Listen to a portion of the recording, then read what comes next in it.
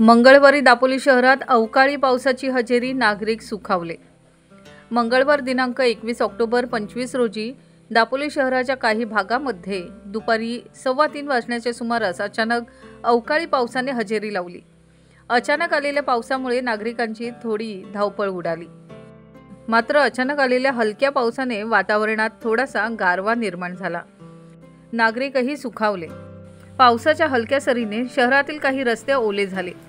October महिन्यात अशा प्रकारे पाऊस पडल्याने शेतीच्या कामांवर परिणाम होऊ शकतो। हवामान विभागाच्या अंदाजानुसार दिनांक 21 ऑक्टोबरला दिवसभरात पावसाच्या हलक्या सरी कोसळण्याची शक्यता वर्तवण्यात आली होती, ती मात्र खरी ठरली।